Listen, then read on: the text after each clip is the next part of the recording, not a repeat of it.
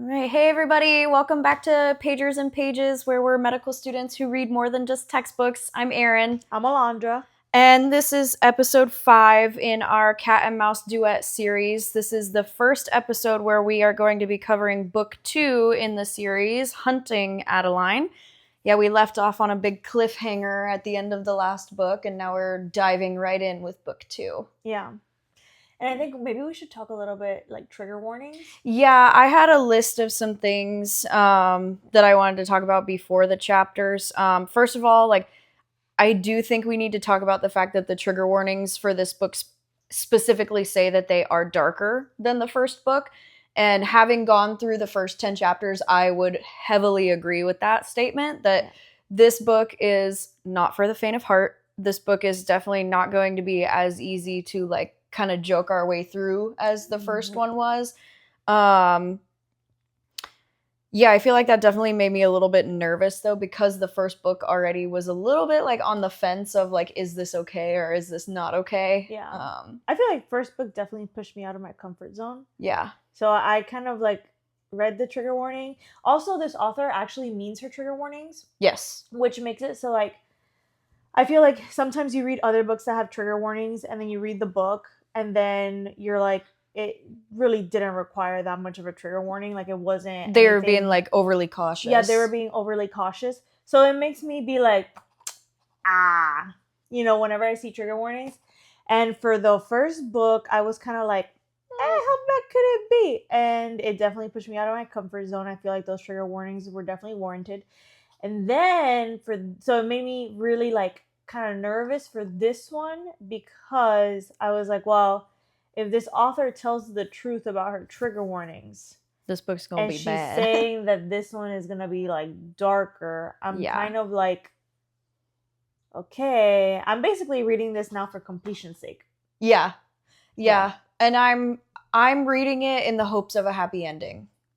Really is what I'm reading it for. Okay. Because there's a lot of dark realism in it, Yeah. And I think sorry, go ahead. No, I was just gonna say I'm for the sake of it being these are bad things that happen in the real world, I want there to be a happy ending, I guess. Yeah. Definitely. And I think it also makes it a little harder too because a lot of human trafficking is kind of more in the limelight right now because of the Jeffrey Epstein files release and all that stuff. Yeah. So if you are following that and it's really heavy for you, then I don't recommend you follow along with this podcast or even read this book, honestly. Yeah. You could read the first one and then just pretend that they lived happily ever after instead of what it ended up as. Sure. Yeah. And I think the main difference that I've picked up on so far is the first book had trigger warnings because the topics are discussed in the book, but they don't happen to either of the main characters, so it makes them feel less real or less triggering, Mm-hmm. Whereas now we know at the end of the last book that it left off with Addie getting kidnapped, and so now things are happening to her, and because we're reading it from her perspective, it makes it a lot more real. Yes, and it hurts a lot more. Yeah, stakes are high. Yeah. And then the second thing that I wanted to talk about before we dive into the chapters is that I actually really appreciate that the author also put a note about the fact that this is not going to be a quick reunion kind of thing. I said, at least now I know going into it, I'm not immediately expecting him to save her. Because knowing how skilled he is, I probably would have had that expectation. So I'm glad that I got the forewarning of, hey, we're in for a long ride, you know? Yeah. Yeah. So I think these chapters have a lot to talk about. Some of it is good things that we can go based off of for predictions and stuff, and then some of it is just not gonna be easy. But yeah, you ready to dive in? Yep. Okay. So chapter 1, we pick up on Addie's perspective, and in the last book we had her as the manipulator, and Zade was the shadow. So Addie's the diamond, and then Zade is the hunter. which is basically like Addie is worth a lot in the human trafficking market, and then Zade is trying to like find her and rescue her. So this chapter, chapter 1, is from Addie's perspective as the diamond. And I love that we're picking up right where the last one left off, because I have a hard time with books that end in a cliffhanger and then they it's start. Like 1 month later. Yeah. So I like that this one could basically have been like one continuous book. And so we pan to her like waking up from being kidnapped, and like the first thing that she's really thinking about is like, what happened to Dea? Because that was what lured her out of the house at the end of the last book, was that Dea had been texting her. And I think honestly I would have had the same thought, knowing the relationship I have with like you guys. I probably also would have thought, what the heck happened to Alondra? Like, did we both get taken? Yeah. Is she like, because for all we know, she was supposed to go to a family event where it was somebody's birthday in the last book. That's where she was supposed to be for the weekend. So it's like, for all you know, she's like, Adeline wakes up and she's like, well, either somebody took her, somebody hacked her, or like something even worse than that. Yeah, we don't know. And then her next immediate thought jumps to Zade. And I like that, because now we're getting a little bit more of like, oh, she had more of a romantic feeling for him than was let on in the first book. Yeah, I think we see the beginning of that, like towards the end of the first book. Yeah. And she's really upset with herself, because she like wakes up in the back of this van and she's like, man, I let myself walk right into that trap. And I can't say that I would blame her, because I feel like if I got text messages from one of you guys, I probably would not have stopped to think it was a trap. I mean, maybe if those things were going on in my life, like with all that she was going through with like knowing that Zade is like working with the society, or working to take down the society, and they have her marked, maybe. But I feel like if I thought my friend was in danger, I wouldn't stop to think that it was a trap. Yeah. And I think also it's one of those things of, when you are a normal person that doesn't think about horrible things, like people getting taken and kidnapped, it's like the furthest thing from your mind. You know, you can argue that she did know that she was marked for getting taken, but at the same time, she did have Zade, and she did know that he was like keeping her under surveillance. Yeah. So it's kind of like this false protection in a way that kind of makes, I mean, I'm sure she would have been more vigilant if she hadn't had him. You know what I mean? It's kind of like this sense of protection. Right. And also with everything that he's been through, he kind of seems, at least if I were Addie, to me, he would seem indestructible. I agree. And therefore, by proxy, I would feel very safe. Because I'm under his protection. Yeah. So I can't blame her, but I also really empathize with her, like beating herself up for the fact that she is in this situation. Potentially her friend is in this situation. Yeah. No, I completely agree. Yeah. And we get some dialogue about the people who are driving the van. We know that there's like 2 men in the front of this van. And there's some dialogue, and one, we don't know yet, like they haven't said names, but one of them is like, who are you more afraid of, like the society or Z? Because on the one hand, they roughed up Addie pretty bad by wrecking her car in order to be able to kidnap her. And so they're like, you know, that's going to make the society really mad, because that makes her value like go down. But then on the other side of it, now you've also got the Z organization like targeting them because they took Addie. And so their conversation is like, well, which one are you more afraid of, like the society or Z?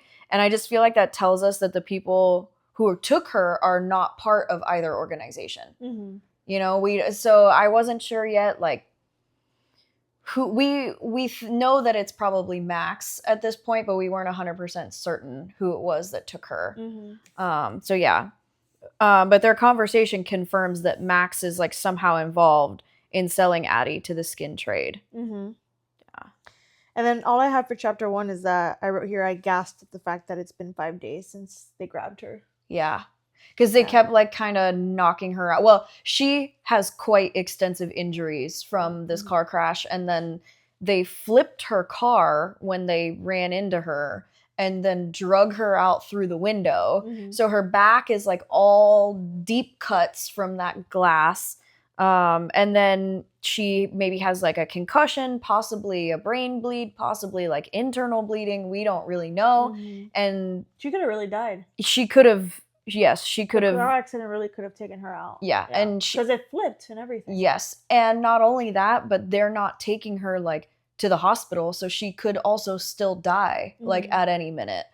And it just really disgusted me that after that, like, realization of how injured she is, they're more concerned about the fact that like it decreases her value than the fact that she's injured, you know?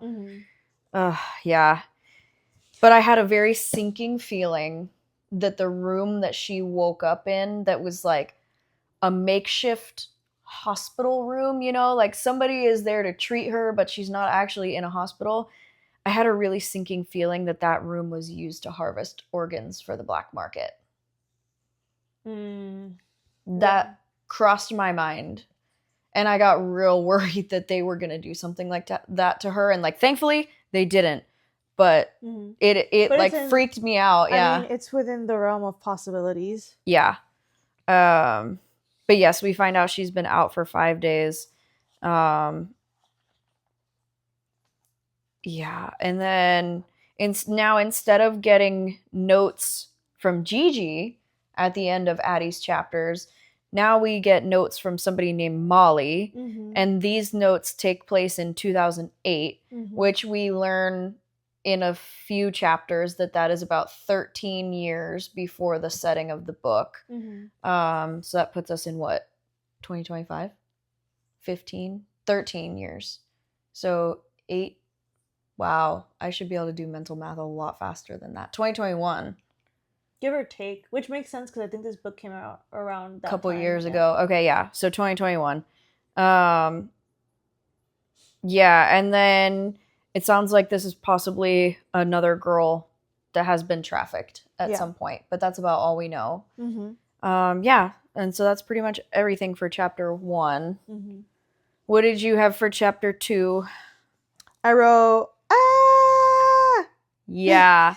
And I wrote, I fucking knew that she wasn't innocent. Yeah. And I put in parentheses, bitch. Yep. So if you go back to episode 3 of when we were talking about Haunting Adeline, I think it's chapter 27 is when they're at Satan's Affair, and we see Mark and his wife both are looking at the Sibby girl. Yep. And we made a comment on it in that video about her like nodding her head, the wife, Claire. And we were like, well, that's kind of weird. But then we left it alone. And we really should have like pulled at that thread a little bit more. Well, I feel like you definitely sniffed it out. Because when I read it, I definitely interpreted it as like, oh, she knows what her husband does. Which is one of those things that like stirs up different emotions in me, because it's like, okay, so you know what your husband does, but you don't do anything to put a stop to it. So I judge based off that. But then at the same time, I'm like, okay, but you know, at that point, she was like the battered wife. And I was like, okay, but you are also beaten, abused, and traumatized. So how much agency do I put on someone to do something? Yeah. You know, I definitely didn't read it. But when you sniffed it out, it like changed my perspective. And I was like, oh, maybe. Yeah. Maybe she's not as innocent as she seems. Yeah. Well, you know, if you're complicit, you're not innocent. Yeah. You know. I feel like, and for me, I had read that and was like, oh, she like, I had said like, oh, she gave him permission, you know, like, because she nods her head. Now we learn that this is Zade's perspective, and he's been like ambushed, going to take down the society. And guess who's in charge of it? Claire. And I gasped at that because I was like, wow, I had kind of mentioned it to you in that episode and then let it go. Mm-hmm. And it turns out she is the one that was in charge of it all. That's crazy. And I love though that she says like no one ever thought it would be a woman in charge because you suspect her to be like a meek abused wife and you all assumed I was weak. And then Zade was like, no, I just didn't expect someone who was abused to then go and abuse others. To turn around and be an abuser. Yeah. Yeah. Yeah, I think I wrote something like I wrote really glad it's not Dea. Yes. Because remember we had concerns. Yes. And then I put her reasoning for being a sex trafficker, human trafficker, is like ridiculous to me. Because she's like, basically her reasoning is it's gonna happen anyway. It happened to me in the sense of like she's like a beaten and abused wife or whatever. Yeah. And then she's like, it's gonna happen anyway, so I might as well profit off of it. Yeah. And then I wrote, and she's like, and you'll never be able to get rid of evil. It'll just keep coming back and back and back. And I literally wrote, never get rid of evil because what's the point? Question mark. Bitch, do you wipe your ass? What's the point? It'll get dirty again. Oh, well, okay. Yeah. Fair enough. Yeah, I didn't think that her reasoning was at all compelling. No. I feel like she is just as corrupt of a person, and it's just that she happened to be put in a situation by marrying Mark that she could then exploit others. Yes. That, yeah. It's like she is one of those people that it gets abused and becomes an abuser because it happened to me, so it should happen to other people. Yep. And it's like one of the most cowardly, like disgusting things. And also her reasoning again is so ridiculous. It's like I just like her reasoning, I find it to actually be worse than someone who's just straight up evil. Because you're telling me that you're contributing to all the pain and suffering in this world for money? Yeah. For money. Yeah. It's like you can make money doing anything. Yeah. And you're doing this for money. I feel like I would have understood her perspective more, like I would have rationalized it more if she had just been evil and was just into all the horrible things happening to people, because then I'd be like, so she's just evil. Yep. But it's the fact that she is just like greedy and hopeless. Yeah. And that is just like sits wrong. Yep. And I had made a note of like, this is a really interesting conversation about what people choose to do with evil in the world, because like Zade saw the evil and has dedicated himself to putting an end to it, whereas Claire sees the evil in the world and is like, well, there's no way to end it. So it's like, it's the like, well, I can't beat them, might as well join them. Yeah. But it's not even that. It's like, well, can't beat them, I might as well lead them, you know? Yeah, I know. She really took it. No, not just that, but if she's like, confirmed she's the head of the society. Yeah. So it's like, so what you're telling me is you worked your way up to the top of this society. You have access to all these horrible people that you know for a fact are like disgusting, degenerate, all this stuff. And you are at the pinnacle where you've made a bunch of money and also have the power to basically assassinate all of them. Take them all out in one hit. And you still are like, more money. Let's just keep the wheel churning. Let's just keep the wheel churning. And it's like, yeah, what was the point of all this? Like, yeah. Because at a certain point, there's no, like, what else can money buy you? Like, there's nothing else. Yeah. You know? Yeah. So we find out she's the one that ambushed Zade.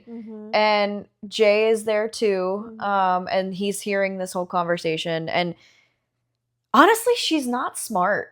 Because she doesn't knock them out or anything. She just throws them in the back of a van by not even like really tying them up or anything. She's just like, oh, get in the back of the van. Yeah. And he's like, how stupid are you? But at least as Jay's starting to kind of freak out, because we know Jay is more of like the computer guy, you know, he does the stuff behind the scenes with the cameras. He's not used to being the guy that's there with the gun. So he's freaking out.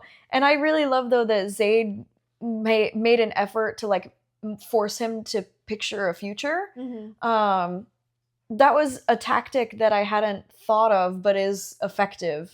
That there is something beyond this moment, what you're going through. Yeah. And apparently, like, Jay kind of lit up at that and recognized, like, oh, he's done this with like the girls that we've saved, and recognized that he was now doing it to him to get him to like snap out of it. Zade definitely made me laugh a lot of times in this chapter. Yes. Like when he called the bodyguard that was with Claire, and he was like, this man's an upside down Eiffel Tower with his chicken legs. Yeah. I like cackled. Yeah, that was funny. And then there was another comment somewhere about him, the bodyguard, saying like that he was going to cut his dick off, basically. And Zade was like, yeah, but it still takes a while to use a chainsaw to get through a tree trunk. That one was good. Yeah. I am unbroken. Yeah. Is what he's saying. Yeah, that was good. Jay putting on the seatbelt in the van was hilarious to me. Out of all the things to do in this scenario, putting on a seatbelt was just so freaking funny. I know. But it ended up benefiting him later. Yeah. But I love that they had the earpieces, because we learned that they have these like tiny little earpieces that like you wouldn't notice it. And so then, of course, Claire and her bodyguards didn't notice it, but they're voice activated. So Jay is trying to like work it into conversation, and he's just so unsavvy with it that he emphasizes like, call Baron, as he's like saying his whatever sentence. And thankfully, Chicken Legs is too stupid to like pick up on what he's doing, but he's able to like get a call out to their people to say like, we've been kidnapped, basically. Yeah, come get us. Yeah. But I said the same thing, that I thought it was funny that they put a seatbelt PSA in this chapter. Even in a crisis, always remember to put your seatbelt on. Yeah.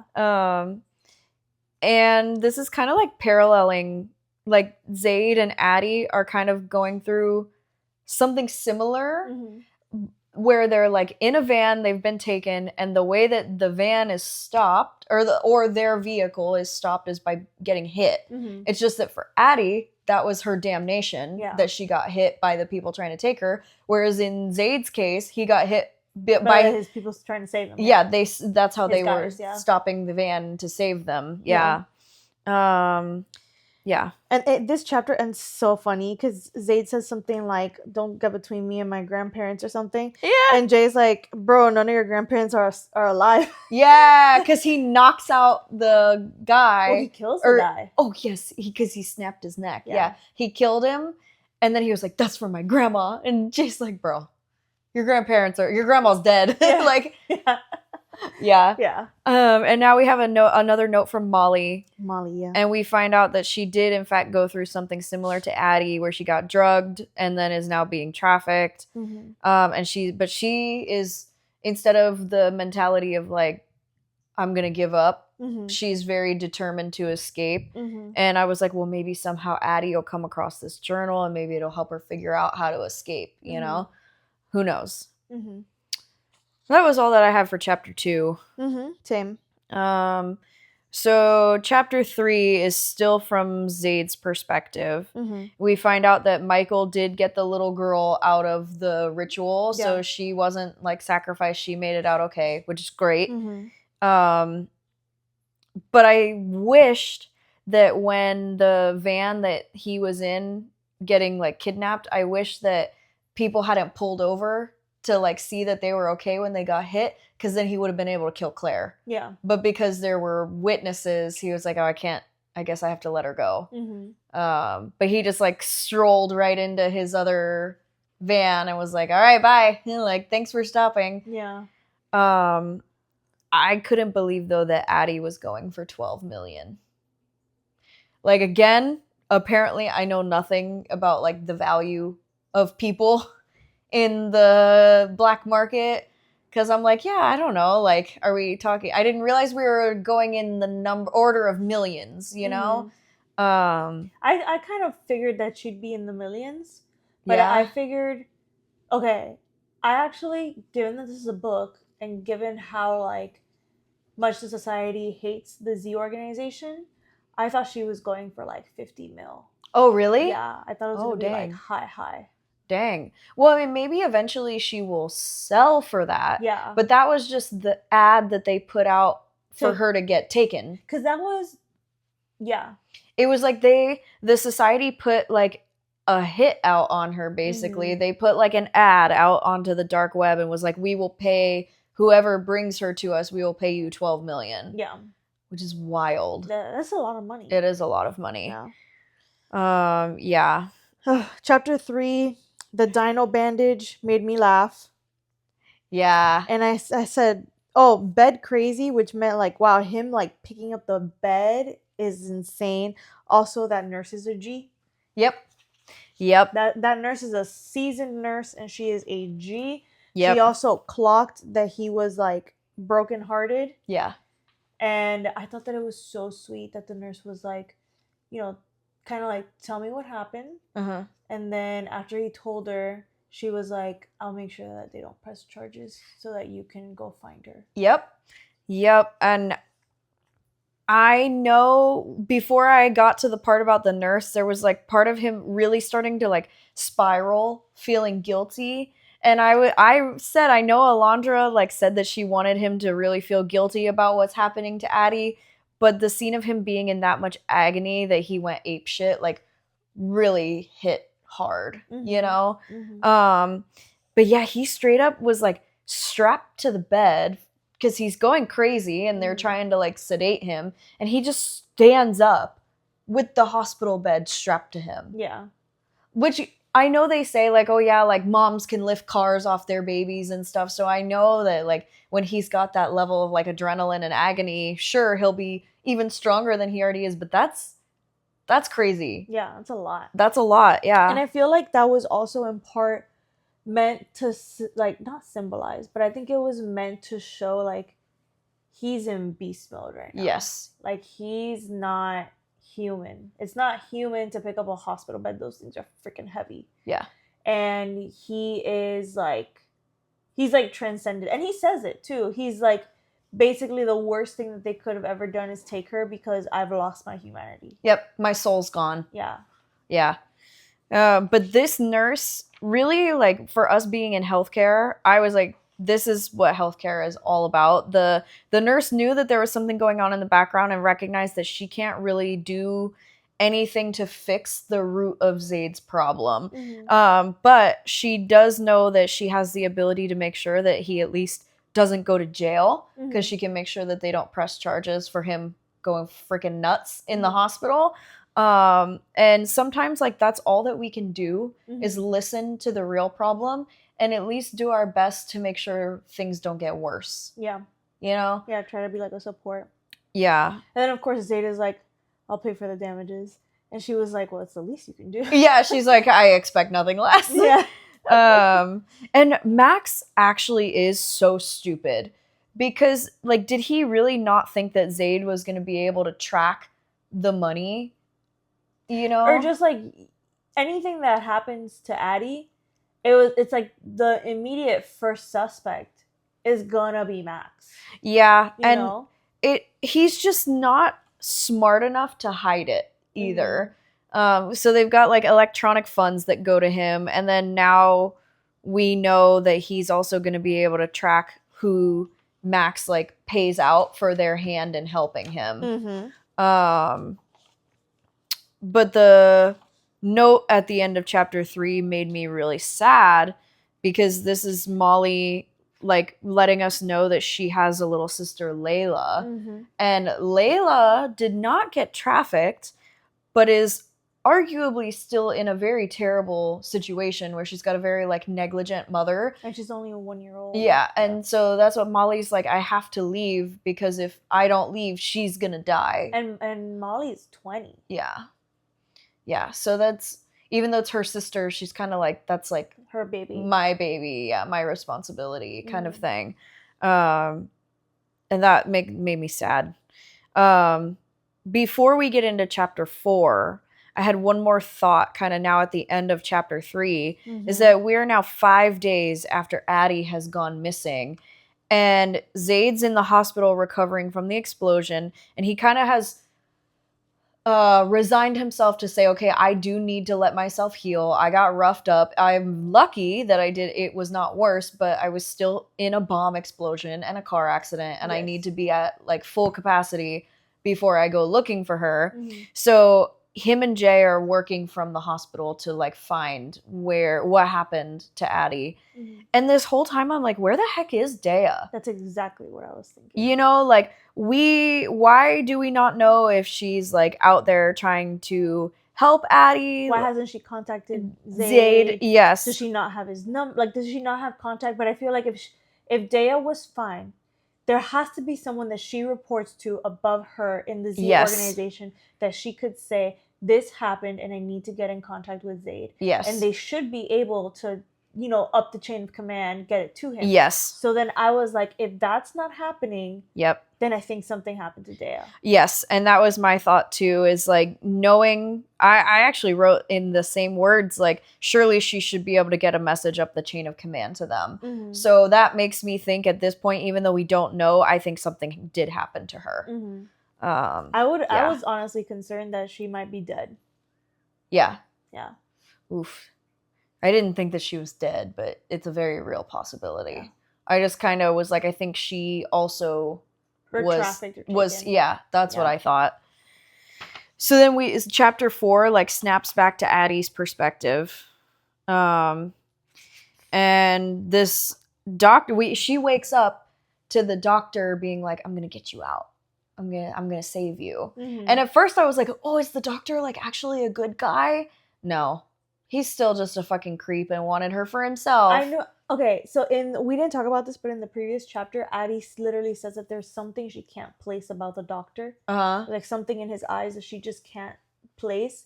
And I was like, I took it like this guy is part of this like operation.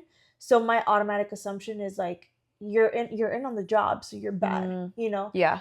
And so when we wake up with him saying that he wants to save her, I was like, this is gonna go south. I was like, this is gonna turn into like I literally was like, I think he's gonna criminal minds her, which is like steal her away, probably get infatuated with her, steal her away, and keep her like locked up in a basement somewhere or something like that is what I, you know, really took it. Yeah. And I literally, the first thing I wrote for this chapter was Doc is a perv.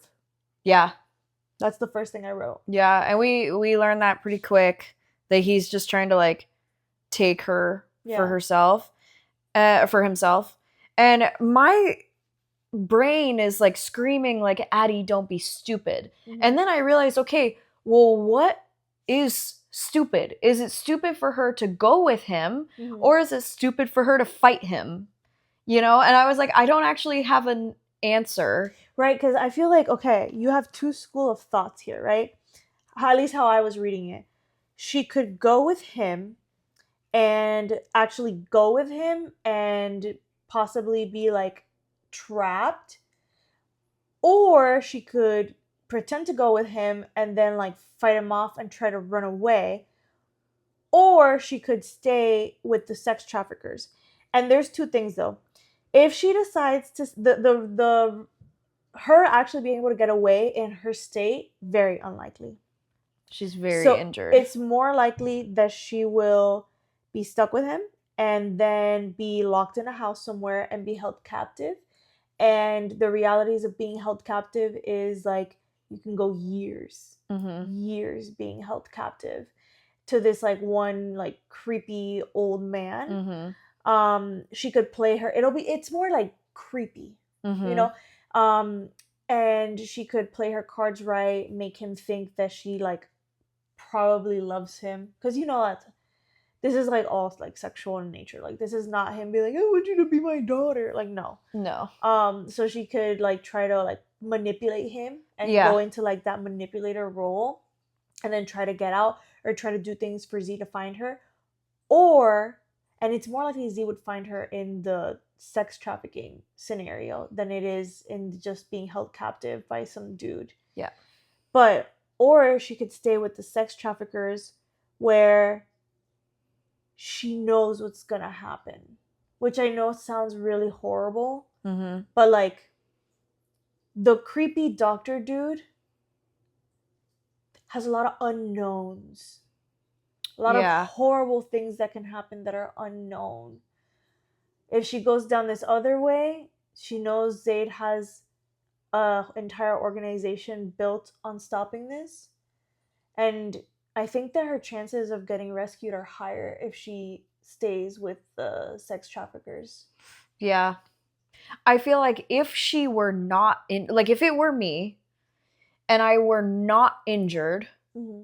I would probably let him leave with me. Mm-hmm. Because I feel like I would have a good chance of fighting him off Mm-hmm. compared to like going with who we now know is Rick and Rio. Yeah. Going with them and being like, okay, I'm going to end up like in a trafficking ring and there's going to be no way that I'm going to be able to fight my way out of that. Mm-hmm. And then I'm going to get like sold off to who knows where. Whereas at least I know with this guy, he's trying to keep me for himself. Yeah. And eventually I could get my way out. I think I could get my way out of that easier. Yes. I think it's true. I think you could get your way out maybe easier in that way. Yeah. But I don't think that Zade would be able to find her.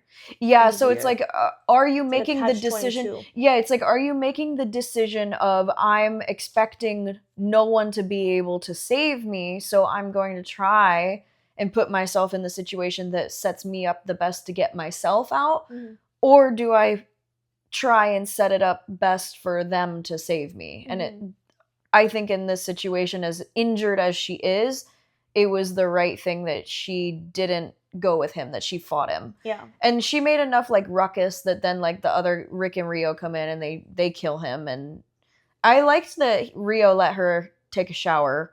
I mean, because she like, they shoot the doctor and his brains are like all over her. Mm-hmm. And she's like, look, I'll go with you, but please just let me shower first. Mm-hmm. Which he didn't have to do that. As we go through the chapters, I know where you're going. I don't think that Rio is as criminal as the rest of them. I know where you're going. Yeah, because there's little things like that throughout where I'm like, that was chapter 5 where it's like where the doctor gets shot.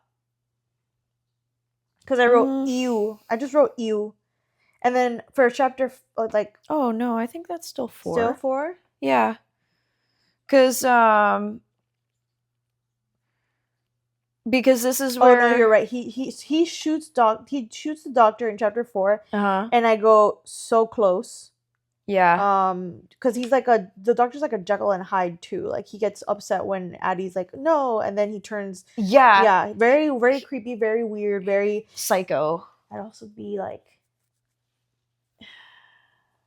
But she also manipulated him super easy. She did. Which kind of made me think, oh, if she hadn't been injured, she could have been able to manipulate her way out of his hold. Grasp, yeah. Probably. And then I saw that coming, which was when he got shot by Rio. I knew they were gonna get caught. Yeah. And then Addie basically says that like 5 days is an insignificant amount of time. And I just wrote, like, 5 days is not an insignificant amount of time for what she's going through. Like, no, it's not. Like, 5 days is torture. Yeah. This is probably the wrong thing for me to be focusing on, but when she goes to shower, they say that she can't get her sutures wet. And I was like, what kind of sutures did they put in her back? I think that's just, like... You know? Yeah. I was like, that's the wrong thing for me to be focusing on, but I read that and was like, she should be able to shower with sutures, but especially okay. since it's been 5 days and she's been patched up. It's not like they did it like just yesterday. Exactly. No. It's not like it's only been an hour. And we get introduced to the concept of some lady named Francesca. Well, is this the chapter 4? Okay. Yeah, so we get mention of some lady named Francesca that is going to be... Molly's letter?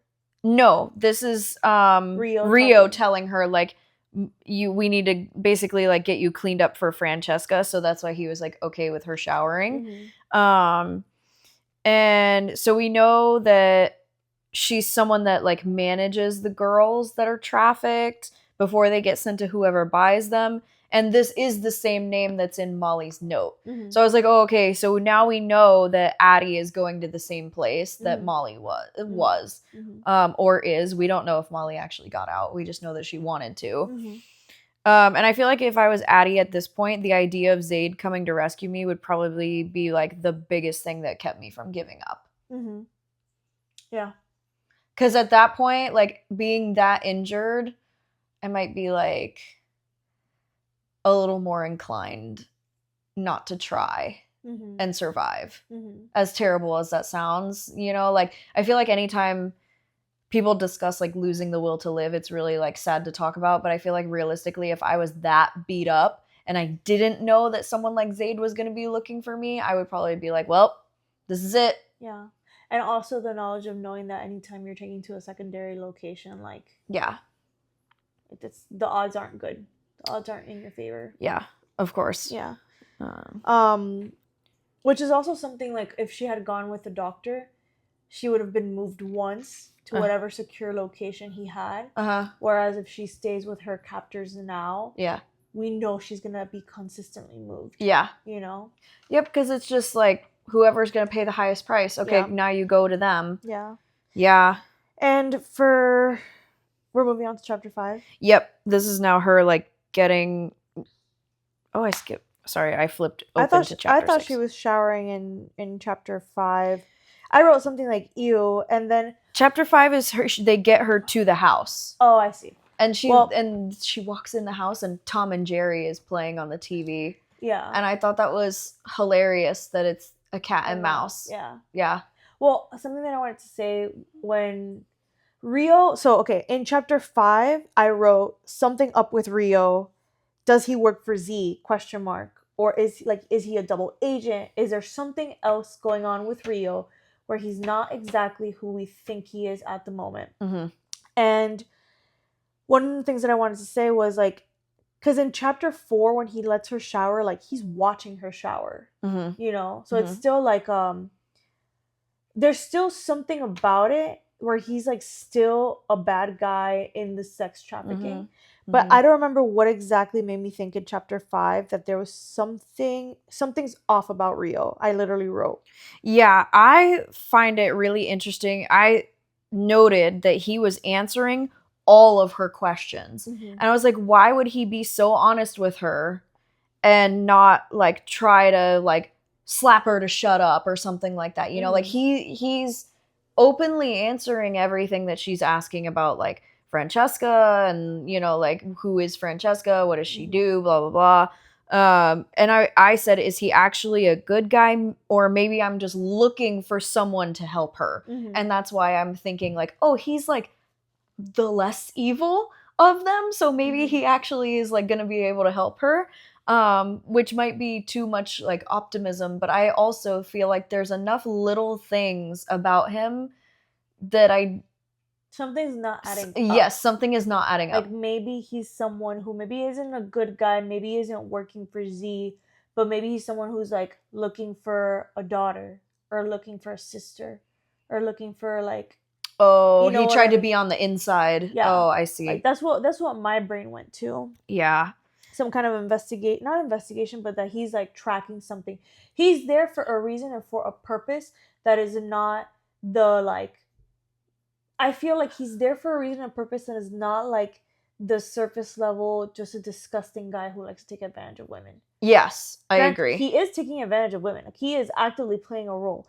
But there is something specific about like how, like the depravity of a person that solely wants to abuse versus someone who does evil for other means. To accomplish an end. There is a distinction. Yeah, and it's just, you can feel that there's something else at play for him. I don't know what it is yet. But also he talks a lot. Like he was the one in the van in chapter 1 where like Rick is kind of like, oh, like we're gonna be able to like hide, and like Z will never find us for taking Addie. And Rio's the one that's like, you realize that, like, we're probably gonna get killed because of who this girl is and how the Z organization works. And that is just kind of interesting, because yeah. if you thought, because Rio didn't have to help Rick. No, he didn't. And if that's what you thought, why are you helping? Yes. Because why are you getting yourself involved if you feel like Zade is going to come and kill you for taking Addie?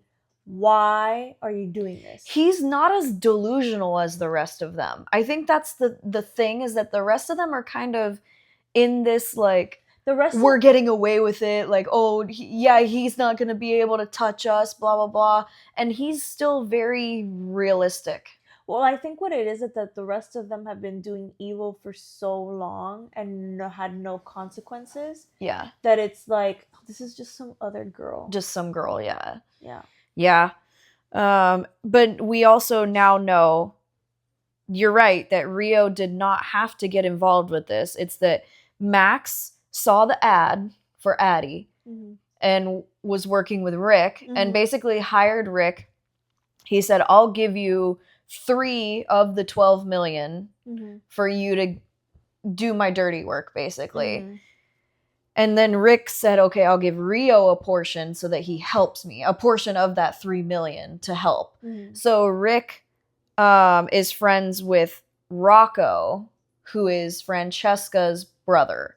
So that's how Rick is, like, able to be the one to help Max, is that he knows how to get Addie to Francesca through Rocco, which is Francesca's brother.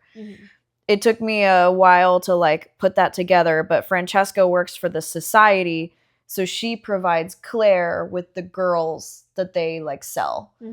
So I had to write that out for myself as they were explaining it to make sure that I had it, like, straight in my head. But yeah, Rio kind of came out of nowhere. He was just, like, hired help. He was just someone that was, like, that knew Rick, and Rick asked for help. Yes, it was not at all that he was already known and established in this world. Which brings me back to the motive. What is the motive of, if he truly believes that taking Adeline is going to get him killed, what is the motive? Yeah. I don't know. And then for chapter 5, I just wrote, Molly's letters make me want to cry. Yep. Molly's notes are very sad. Yeah. The only other thing I wanted to say about that chapter is that I really love that the voice of reason in her head is Zade.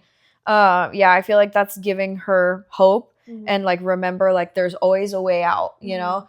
You just have to be able to find it and remember to pause and, like, don't be stupid. And I will say, at the time that I wrote this for chapter 5, she's doing much better compared to the first book about not controlling her mouth. Yes, about not pissing me off of doing stupid stuff. Granted, I take that back as we move into future chapters. Yeah. But at that time, I was like, she was doing a lot better of a job of keeping herself in check. Yeah, she was. Yeah. And I feel like compared to the first book, throughout all of these chapters, she still is doing a better job compared to the first book. Like, she is actively aware of the fact that, like, this is not a game the way that it was with Zade. Which brings me to the idea of, like, did she actually, like, not think she was in danger? I said that so many times in our episodes for the first book, that I was like, I firmly believe that she does not think he's gonna hurt her. Yeah. And I stand by it. Yeah. Because now that she has the full threat of this happening to her, she is much more, like, put together. Yeah. She's like, oh, like, these people really are trying to, like, hurt me. But yeah, so Molly's note at the end of this chapter mentions something called the culling. And you're like, okay, what is the culling? Like, I don't quite understand what that is. And I was like, it sounds like instead of them just simply being sold, they get chased somehow, like hunted down, you know? But that's kind of all that we get. So we just know that there is something more complex than just you're put up on the auction block and sold, you know? There's some twisted games at play here. Yes. Yeah. And that was all I had for chapter 5. Mm-hmm. So now we get Zade's perspective again for chapter 6. And he's really breaking my heart. Oh, yeah. Because now he's beating himself up about the fact that he left Max alive and is like, I could have prevented this. Yeah. He's like, I should have just killed him when I had the chance and this wouldn't have happened. Yeah. Which I would say I don't fully agree.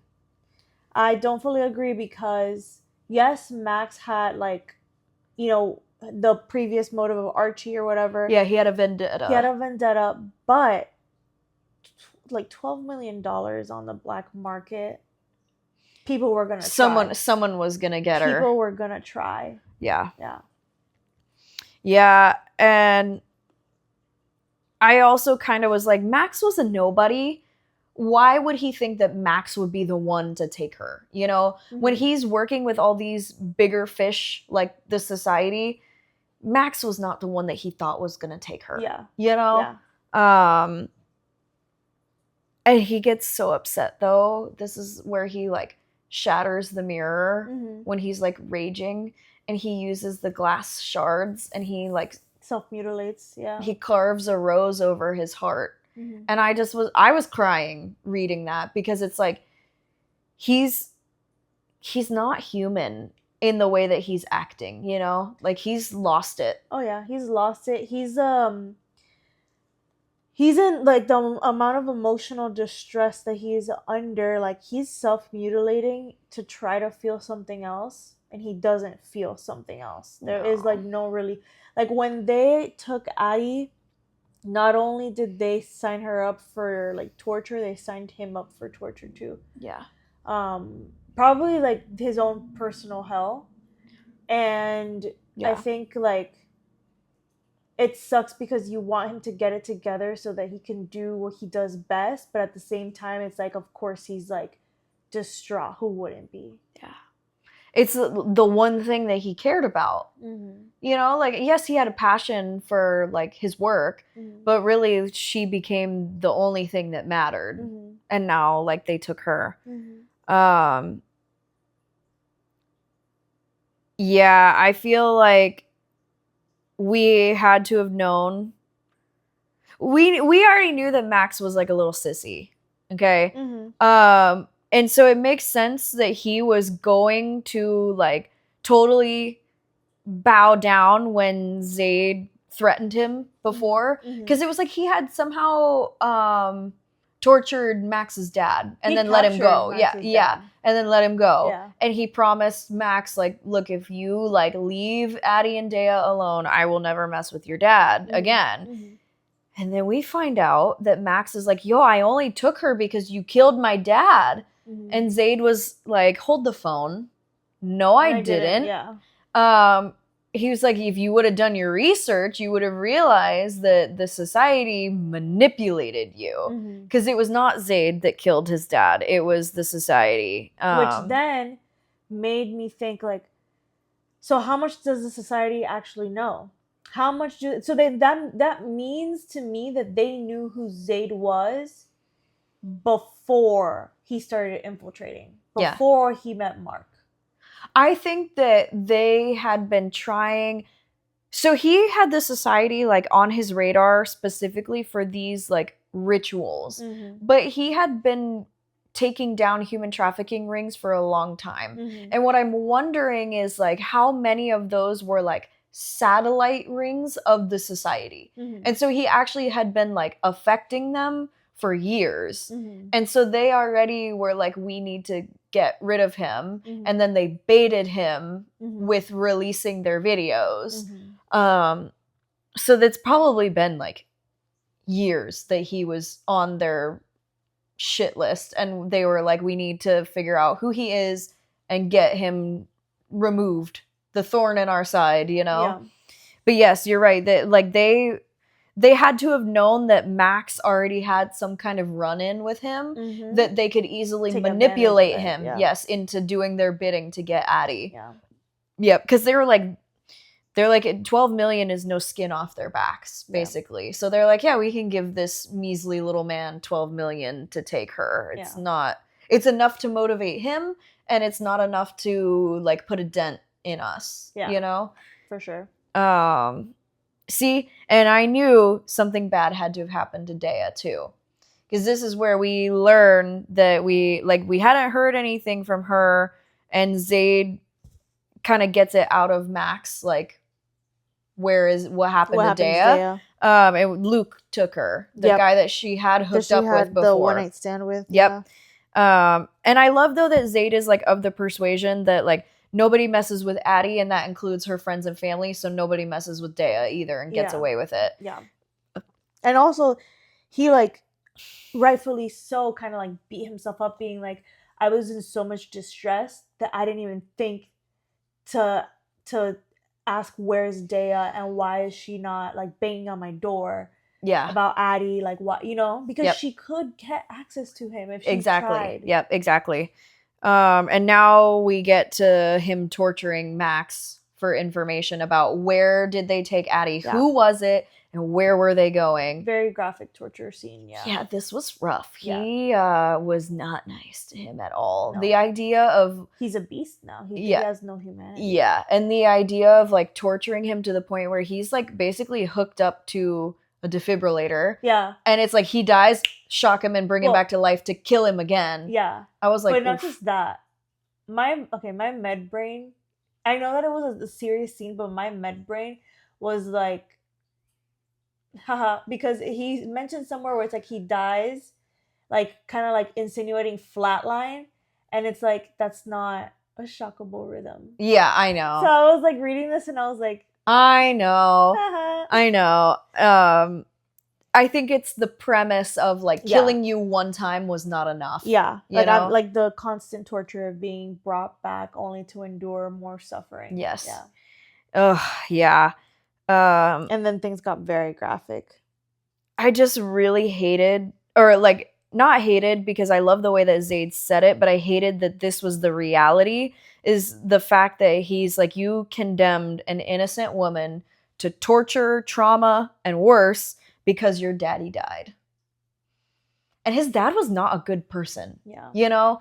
So at this point, he's like, you're dealing with the devil right now. Like, I have no soul anymore because of you took my soul. Yeah. Basically. So you're getting everything. You're getting the consequences of your actions. Yeah.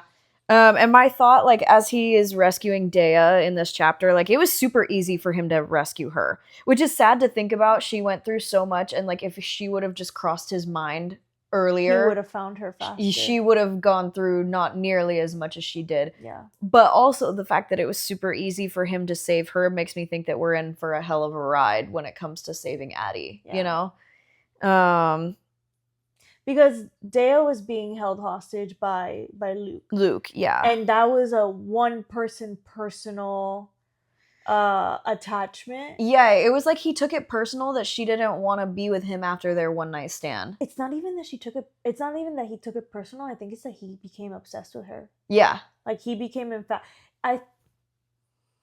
It's interesting in, like, the most... Obviously, like, nothing that's happening is interesting. But what I'm saying is that there's an interesting parallel to what Zade did with Addie and what Luke did with Dea. Yeah. Because Zade kind of, like, played with Addie, tormented her a bit. Like, yes. It's like when the cat puts their paw on the mouse's tail. Exactly. And then lets it go. And then, you know, whereas... Luke just put her in the straight up mousetrap that broke its neck. Yeah. And I think it's also interesting, just like interesting different characters, because we get the scene where Zade saves Dea and Luke tells Dea, like, I just missed you so much, which is what led me to think that it was an obsession. Yeah. And she said to him, I didn't miss you. I don't feel the same. And then she kills him. Yeah. I was very happy that she killed him. Yeah. It was very satisfying that Zade let her, like, have the final blow. Yeah. Yeah, for sure. But yeah, I'm glad it was her, because he got what was coming to him. And, like, those who can't take accountability for their actions will always get what's coming to them. And he was like trying to blame it all on Max about like, oh, Max made me do it, blah blah blah. And Max though never told him to like rape her. Yeah. That was his own choice. Yeah. So he needed to be held accountable for it, and I'm glad that he was. Yeah. And so then we end chapter 6 with another note from Molly. And this time her note says that she's figured out a way out. Check that out, yeah. But that she's not going to write it down, and that hopefully no one will ever find her journal. So like, who knows, maybe Addie will find it, maybe she won't. But I'm hopeful that she actually really did find a way out. Who knows? And that's all for chapter 6. Chapter 7 is the last one that I really have like major notes, because after chapter 7 it gets rough. Yeah, that was me too. Yeah. So chapter 7 is like Addie's being inspected by Francesca and seeing like how much she's going to be worth, and like there's this conversation between Francesca and Rio. Like, Francesca's not asking Addie any questions. She's asking Rio, which like there's a layer of that it strips away like her humanity, that like they don't even like address her with the questions. And then one of the questions that Francesca asks is like, oh, is she on birth control? And Rio is like, yes, the doctor confirmed that she has a copper IUD or whatever, an IUD. An IUD, yeah. So yes, it would have been one with strings that they could see on the exam. Anyway, so she is like mortified by the fact that she was knocked unconscious by this quack doctor and given a pelvic exam. Yeah. And honestly, like, that kind of triggered me a little bit because of how we know like medical training is done. So like, for people who are not in the healthcare world, this, and I will preface, this has changed. It used to be more prevalent that when women were going for like gynecological surgeries, the residents and medical students practiced finding like the cervix on a pelvic exam when the patient was unconscious. And that was not a consented for procedure. And that, or it was like I think it was like implicit consented procedure, but it didn't detail who was going to do it. yes. So it's like the attending does it, and then the residents do it for their training, which I feel like I understand the residents doing it.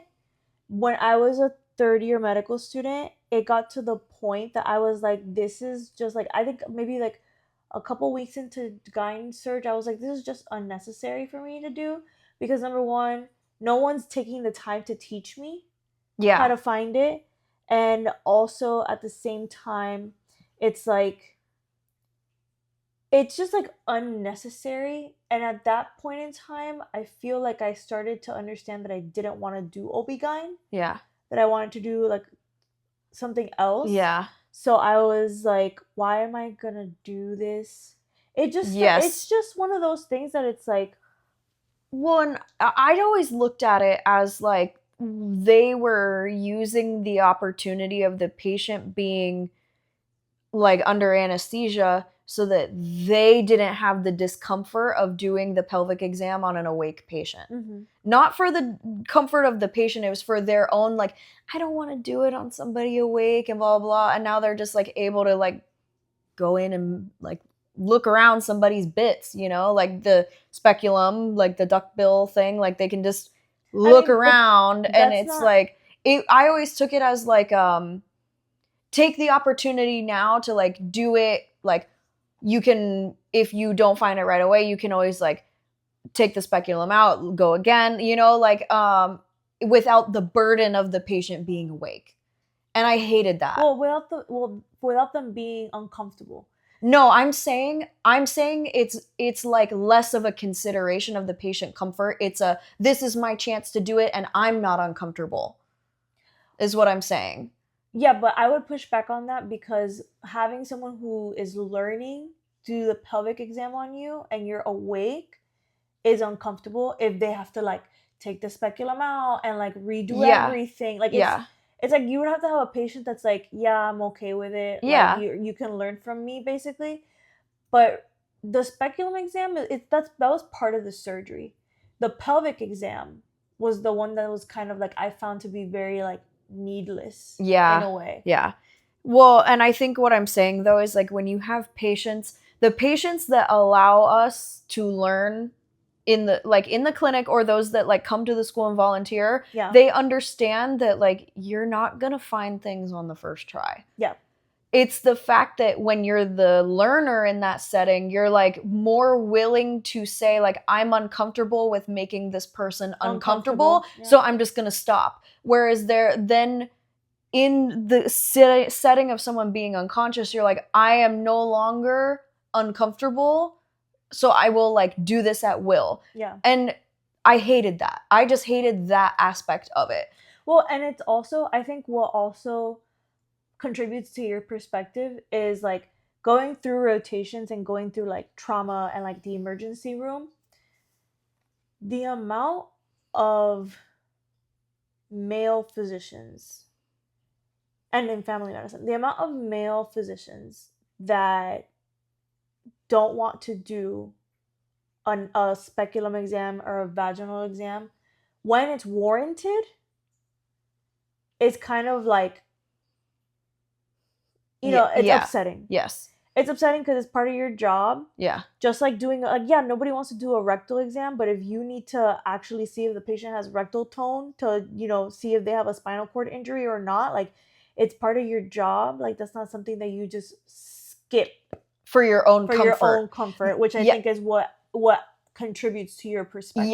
Yes. It's the sacrificing. It's the sacrificing the patient for the sake of your own comfort. Yeah. Whether it's I'm sacrificing their consent for my own like ability to like try this as many times as you want. Mm-hmm.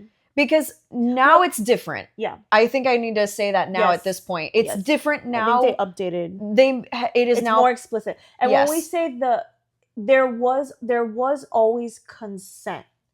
It's just the details of the consent you could argue were not like explicit enough. Yes. So for example, in your like if you're getting surgery and like it's like a hysterectomy and you like consent for surgery, in the consent it's like if you're going somewhere that has residents, it's like you consent to being like treated by resident physicians, which is a necessary part of our medical training.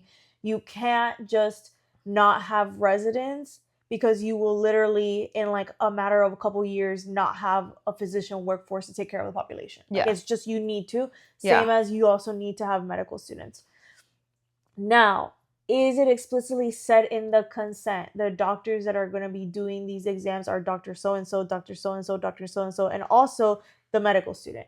No. That's what has changed now, I believe. Right. It's like more explicit. Yes, it was kind of just like I'm okay with a pelvic exam being done. And you're like, okay, like I feel like most people would read that and say like, okay, they're gonna do one pelvic exam. Not 10. Well, yeah, because like if you have the attending, a resident or two, and then like the mezzos, 5 is probably. But with them doing multiple tries, like it could easily be 10. And in some procedures that I witnessed, it was definitely getting up there. You know, and that I think that's why I have a problem with it. I was thinking of people doing it, not like the amount of attempts. Yes. Yeah. Attempts. Yeah, because people doing it would be like you said, attending like probably 4 2 or 3 residents. Yes. Depending on the program, and then maybe like 1 or 2 medical students. Yes. So that would put you around like 6-ish. Yes. Which is not as clear. It was not clear before, and it has since been more clarified, more widely addressed. But like this, I got really like upset by this scene with Addie because I knew how she was feeling. Yeah. Because I also, even though it didn't happen to me personally, I understood the like feeling I had in my head of like, this is wrong that this many people are like doing an exam on this unconscious patient. Yeah. You know, I think that was why it really bothered me. Yeah. It really bothered me. Yeah. There's also like a lot. I was gonna say there's also like a level of double standard because sometimes like an exam for like a male patient is like mostly like inspection and some palpation, but it's not Things are as external. It's yeah, not as it's not as invasive. yeah, it's not as invasive per se. Hello, sir. But I feel like we're gonna horrify a lot of people with that tidbit. Well, I mean, but people need to be aware of it, in Yeah, my I mean, opinion. yeah, but now they are like Yes, more yes. things have changed. Because also, like, there are people who are like, I would never, just not necessarily everyone, but there are people who would say, I would never let a male do my vaginal exam.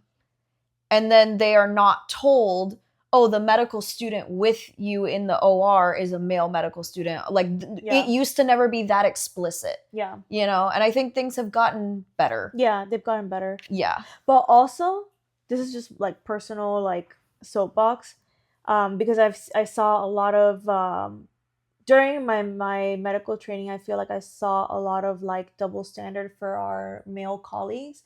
Yes. We have some male colleagues that I would trust to deliver my baby. Yes. And I would trust to do what, like to sew me up down there if I needed to. Like I would literally Yes. trust more than some like female. Yes. You know, Yes. more than some of my female colleagues. Like I trust them to actually be more compassionate. Yes. More caring about comfort. Yes. Like just thinking about a lot of our male colleagues, like yeah, I would trust them. So it's kind of sad to see them like get booted out of the room during their medical training, because we have some friends that were like they would probably be really good OB-GYNs. Yeah. You know, if they had been able to fully like actually be in the room and learn it. Yeah. And also, I do have a little bit of like, whenever a male colleague or physician, and even a female, it hurts a little bit more when it's a female physician, when it's like the idea of doing like just an inspection, like of like the vulva or just like a gyne exam, when it's like met with like automatic like, oh, I don't want to do that. It's kind of like, are like,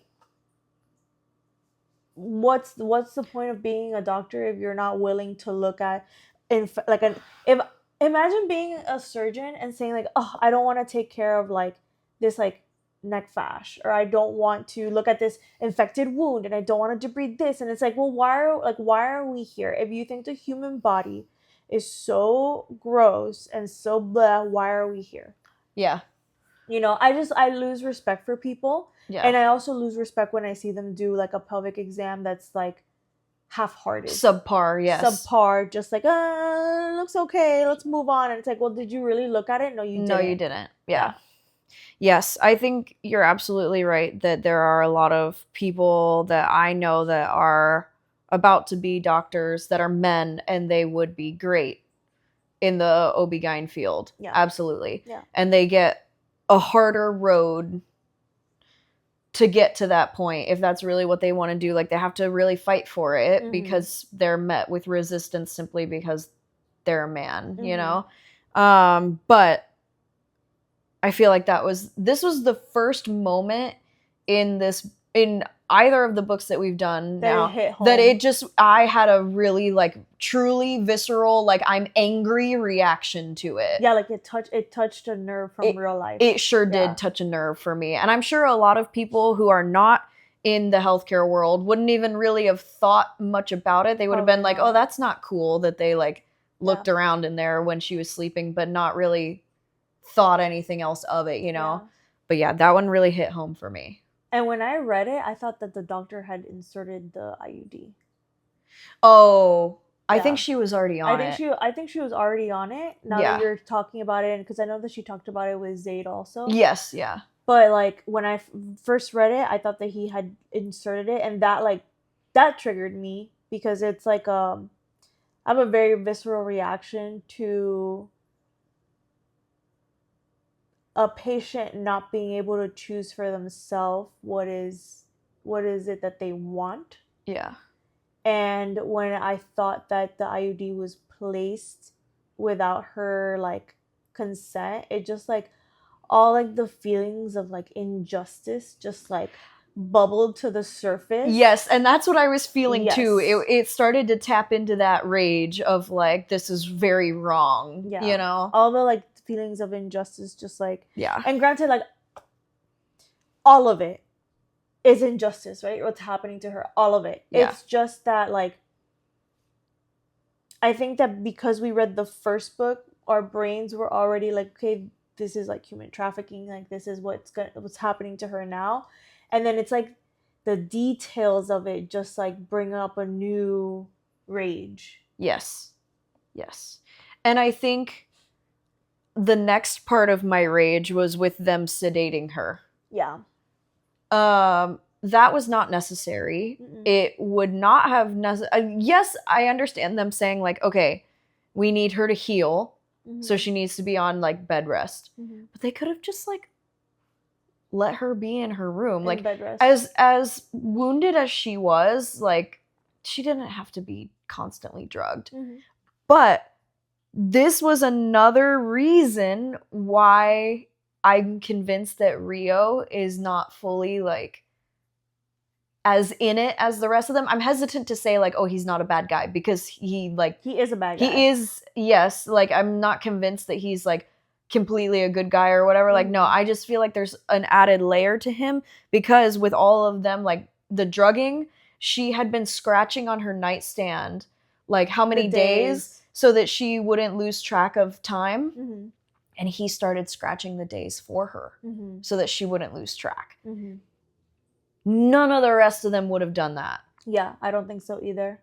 That's just another one of those little like things that adds complexity to him that I'm like, why would he do that? And I have a question for you.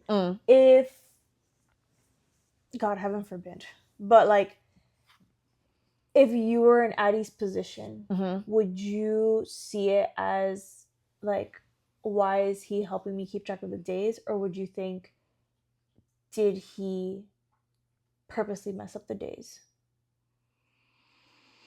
Like, would you have like that level of like skepticism of like, are you trying to mentally mess with me? Why, you know? Or would you have the like, interesting, why is he keeping track of the days for me? I think the way that he went about it, where she voiced to him that she was having trouble keeping track of the days. And then he was like the way I interpreted it is that when she woke up, he was like, look, you've had like a day go by and there's now another. Like, he was like talking her through it kind of thing, not just like all of a sudden the tallies were there, you know? So I feel like the way it was written, I interpreted it more as I would be like, why is he helping me? Not he's trying to screw with me. If he hadn't been as like communicative, or if she hadn't volunteered the thought of I'm having trouble keeping track of the days, then I probably would have been more like, oh, he saw her trying to keep track and is like now trying to mess with her. Yeah.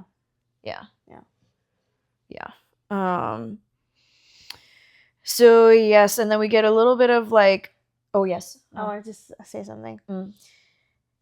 So every time she gets like, I don't know if this is something that happened to you when you were reading, but every time that she gets like physically hurt, I think to myself, okay, that's like one more day that she doesn't get sold. Yes. You know? Like that girl needs to like fall down the stairs or something, I was thinking of like, I think that could be in part why they drugged her. Yeah. Because they didn't want her to like think of that. And then like hurt herself, damage herself, on purpose, scar her face or something. Because you remember when we were reading Throne of Glass and they talk about like the scarring the face like devalues them. Yeah, that's true. I didn't think about that. And how Francesca, there was something that Addie said where it's like, oh, and I have she looked at her bruises and she had a feeling that she was gonna tally like all the bruises she had. She was gonna know exactly where they were. I think it's that. I think that's the reason that they drugged her. So that she couldn't damage herself. Okay. And also then, this was another thing, is that Rio was like, oh, like, who knows? Like, you could be unconscious and then, like, men will come in and use you and you wouldn't even know. And then she was like, I can tell by the way that my body feels that, like, nobody did that, you know? And then she mentioned something about Rio being there. And it crosses her mind of like, did he prevent it from happening? Well, he said like, well, who knows, maybe I'll be good and be here. Yeah. Like kind of like, oh, maybe I'll be here to deter them. Or yeah, like but maybe, it was like up in the air to torment her. Because he kind of was like, oh, who knows, maybe I would be in here. He says something about like tending the wounds on her back. Mm-hmm. He was like, who knows, maybe I just so happened to be in here like doing that when they would try to come in and like take advantage of you and then they don't or something. But I was like, is he like actually secretly keeping an eye out for her? Which later things happen that I'm like, I don't think so. At least to that full extent. But there's something amiss. There's something there. Yeah. There is like a hidden layer that we don't know yet. And it becomes more obvious as it goes by. Yeah. And so now we learn that like Francesca's job is basically, Addie says, to teach them how to act and how to look and like what not to do. But what she really does is teach them how to survive, because the more compliant, obedient, and pleasant you are, the less likely you are to be like needlessly abused. And I was like, dang, like, that's terrible. That I just don't understand. Like, I can't get a read on Francesca, you know, of like, why do that? Why help? Why even remotely like set them up for like less abuse? You know, I feel like she should just be like, if I don't know what is a better, I hate to say business model because it sounds so crude, but like if she was just in it for money, wouldn't you think that she would be trying to churn girls like out as quickly as possible instead of like teaching them things? Well, the thing is, like, Francesca says, I am your madam. Like, I'm pretty sure Francesca was probably trafficked or abused at some point. And this is how she got her way out of that, is like, it's like, not the like becoming the abuser, but like I am now valuable to them in a different way because I provide them with like other people. So you're left alone. Yeah, so you're left alone. Oh, okay. So, yeah, I didn't think about that. Because like, we get to it in the other chapters and we'll talk about it, but like, who's to say that this is Francesca's only option? Because she has this whole, like, she has the brother that we've like heard about so far. Yeah, Rocco. And who's to say that if she tried to run away, they wouldn't find her and kill her? Yeah, so she's trying to like make the most of the role that she's like, playing. I hadn't thought about that. Yeah. I kind of was trying to decide for myself, like, do I think that she came to this occupation on her own? But I feel like your way would make more sense. Yeah. I don't think you come to this occupation on your own. I think you get groomed into it. Yeah. And then you get desensitized, and then you're like, well, it happened to me, and no one came to save me, so this is just how it is. Yeah. Yeah. And it all is person dependent, right? There are people that are like, well, I went through that, so you have to go through it. And then there are people that are like, you know what, I went through that and you'll never have to go through it because I won't allow it. Yep. Yeah. There's only, like, I feel like really in those aspects, there's only two avenues to go. Yeah. And most people go with, I don't know, like, what most people go with, actually. I honestly, and this could just be my optimism, but I truly believe that there are more people that say, I went through it and now you don't have to. You will never. Yeah. I really truly believe that there's more people that do that. Yeah. Especially because that's kind of what you do with kids. Like, that's the instinct with kids is that, like, I struggled, I did this, so you don't have to. Yeah. And I think that, like, as we become attendings and, you know, go up the chain of command, like, we'll look back and think about the things that happened to us as medical students, and we'll say, like, you don't have to do this. I went through it, but why am I going to keep perpetuating something? I think it's a generational thing too. I think our generation is more of the, we're not going to pass this on. Yeah. And I think other generations are like, well, I went through it, so you have to go through it. Yeah, that's true. And I think the last main point that I had for chapter 7 is the idea of like, who would you rather be stuck in the woods with, the bear or the man? You remember like when that trend was going around? Yeah. Okay, so we get this scene of like Addie trying to figure out what is in her wall, because she swears that she sees like a hole in the wall, and there's like an eye like watching her through the wall kind of thing, almost like someone is in the wall. Okay, and so she's like, oh, is it some kind of like monster? Like, I think I feel safer with this monster than like the men that are in this house kind of thing. And it that's just what it reminded me of, was like the monster, the man versus the bear. And then the crazy thing is I had that thought, and we end the chapter with Molly's note saying like, oh, like where am I going to go with Layla when I get out so that they never find us again? And she was like, maybe I'll go to Alaska, because the only ones that would find me in Alaska are the bears. And that just, I was like, oh, the fact that I was on that same page was like a little like eerie, you know? You think the author wrote that in like full tongue in cheek? Yeah, I think that was intentional. Yeah, I think it was fully intentional. That it was social commentary. Yeah, I think for sure that it was commentary about predators, like which is worse, a predator that's just trying to kill me because they're to eat versus a person that is hunting me down to torment me. Yeah. And then we get to chapter 8. Chapter 8 was a very rough chapter. The nutshell of it is that now Addie is like no longer on bed rest, so she's now expected to like go through Francesca's trainings basically. And we meet this girl, Sydney, who is like another one of the girls in the house. And I'll come back to her. But she basically is like, okay, it's time for us to like go line up in this room. And she's kind of like mentally like destroyed. You can tell she's seen some stuff and been through some stuff. And the girls are like basically all lined up for Francesca's inspection. And the one girl, I related to this because I have a like mole on my face, and it unfortunately will grow hairs that you have to pluck. And the girl was sick with the flu and like missed plucking her mole hair, and as like, I guess like punishment. Yes, punishment. Thank you. The only word coming to my brain was torture, but that was not the word I was thinking of. Yes, as punishment for not keeping up with what she had already been told, that you need to have no hair there, they cut her mole out of her face. And Addie's reaction was actually exactly my reaction. It's like, bro, what the fuck? Like, you really think that that's not going to be more damaging to her face than her having a hair coming out of her mole? Yeah, just pluck the mole. Just pluck the mole now. What are you doing? Like, why are you cutting it out of her face? Sense. It did not make any sense. It's cruelty for cruelty's sake. Exactly. And you can tell the guy, Rocco, is sick. Yeah. And that he enjoyed doing it. But the fact that Addie said it out loud, she like basically stepped out of line, and then because of it, she was assaulted, like sexually assaulted.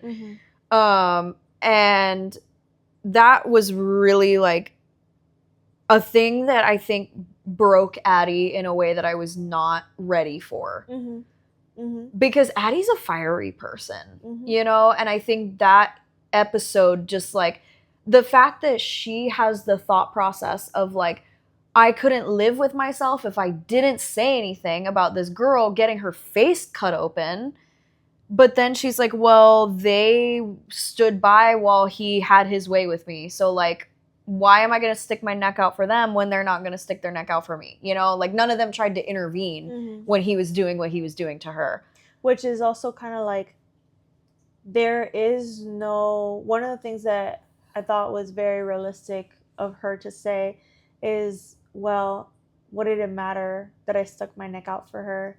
Because regardless, I'm in a position where I have no power, and it's not going to change any outcome. And he just got to have his fun with her, and then proceeded to finish cutting the mole out of the girl's face. So it had no outcome. Exactly, no change in outcome. All it was is that then she went through torture because of it, because of trying to stop it. So, and let me tell you that like when this scene was happening, I was like, it was, you know, it was horrible. Yes. You know? Yeah. But when I tell you that I was like, I hope Zade finds him and gives him, like, and has, like, if Addie has the stomach for it, gives her the opportunity to get revenge. Just like he did with Dea. Just like he did with Dea.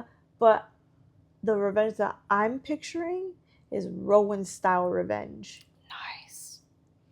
That's what I was. I'm like, this Yeah. man. What's that guy's character name in Throne of Glass? Cain or Cairn. Cairn or whatever. Cairn. The way Yeah, that Cairn. Rowan like took his revenge on that guy was like top tier poetic. Yep. And I hope that Zade strings this guy up and does the same thing. Yep. If not allowing Addie to do the same exact thing. Yep. Absolutely. I think it would really, I had to like, for the like graphic parts of it, I had to like skip, like skip, you know, like enough that I was like, okay, now it's over and I can keep reading. I think the thing that also got me was seeing how it like broke her soul a little bit. Not a little bit, a lot of it. Yeah. But the main thing that I wanted to like talk about with this chapter, I didn't write any notes about it, just about those scenes. The thing that I wrote a note about was the scene in the beginning of the chapter where she's like trying to braid her hair and Sydney is like, oh, like, do you want me to help you? And she's kind of like, ooh, like, you know, like your hair is nice and stuff. But like cray. But a little crazy. But Addie is like, what's your name? And she ignores her. And then Addie like kind of pressures her again, like, what's your name? And she waits a long time before she answers her and then finally says her name. And I was like, this seems like it's like the one way that she has control is when she chooses to divulge her name. And this is like the one time when someone asks her a question that she is not expected to just immediately answer. Yeah, because it's her peer. Mm-hmm. It's not one of like the men that she's trying to like impress or whatever so that she doesn't get abused worse, you know, because Francesca basically teaches them that you like, you know, yes sir, you answer immediately, like all that kind of stuff. So I liked the way that was written, that the author gave her a moment of like her own identity, you know, especially around something like her name. But yeah, that girl's crazy for sure. And I wonder how much of it is like just she's been there. We learned that she has been in the house like the longest out of the girls and that she has gone through the culling multiple times, which we learn now that was like basically the end of chapter 8. So chapter 9, we learn that the culling is, no kidding, like open season. Yeah. Like they let the girls run and like the men have, no kidding, like crossbows. Yeah. To hunt them. Yeah. But I don't understand that it's like, why would you want to damage them, I guess, is like, you know, the way that I'm thinking of it. And then I feel like it's also the commentary of like, wow, like, is Zade that much different than these guys that he also like chased Addie, even though he wasn't like gonna shoot her with a crossbow? It's still the enjoying the moment of a chase, you know, them like running and the fear, which kind of made my stomach churn a little bit because I want to be like, no, Zade's not like them, he's different. But you know, like it was a very like abrupt parallel. And then the fact of like, okay, now I'd be happy to survive that once, and the fact that Sydney has undergone this culling thing like multiple times is no wonder she's crazy. Yeah. Well, she remind me to get back to the Zade thing. But she's definitely many levels of crazy, and she is a level of crazy that I wonder if it's strategy. Yeah. Because it could be genuine, or it could be like the only way that she exudes power over them. Yeah. By making them scared of her crazy. Yeah. So for me, it's like, well, if the goal she doesn't want is to get sold, and she's been here long enough that she kind of understands like the game and the ropes and how to play this, and she fakes being crazy, because she straight up says, like, Francesca says, like, now that Addie's here, I'm I have to get rid of you, Sydney, because if not, then they're gonna think that I'm like not good at breaking in the girls, and then like take Addie away, and she's really valuable. Yeah. And Sydney turns to Addie and like hisses at her. Yeah. For that. Because Sydney said, when Francesca was like, you need to get picked, and Sydney was like, but I run away because I want to stay with you. Yeah. You know, like that kind of creepiness. Yeah. I think we can either she actually is broken mentally. Yeah. Or she's actually fully sane and doing this like on purpose. It's like she's recognized that staying in Francesca's house is the superior option to being sold. Yeah, it's like it could be a mask, it could be a strategy, because there's different ways to play this strategically, right? Yeah, it's like you could be silent and observing everything and just like seeing everything, but what I find is like you being silent and being an observer, a lot of times there's certain intelligence that goes with that. Mm-hmm. Sometimes you look at people's eyes and you can tell that there's a certain like strategy, or like I call it a spark in their eyes. Yeah, like they're calculating. There's like a calculated look in people's eyes when they're observing to like to take note of what's around them, right? And I feel like even that strategy of being quiet but observant can lead you down a wrong path, in the sense of there's no hiding the smart behind your eyes. Yes.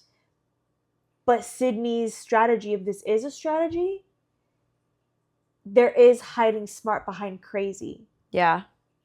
And I wonder how much of it is like, the longer I stay in this house, the longer I'm here and not being changed locations, which is the same, you say it all the time of like, don't let them take you to another location. Like, I wonder how much of it is the like, I need to stay in one place as long as I can, even if I have to go through this awful culling thing over and over again. Like, I will do what it takes to stay in one location so that I can be found. You know? Yeah. Yeah, that would make sense. Yeah, so maybe she's not like for real crazy. It's crazy strategy. Maybe. And then you wanted me to remind you to come back to Zade. Yes. Zade has said that he's not a good man. And I've already discussed with you like why I think he says that. Yeah.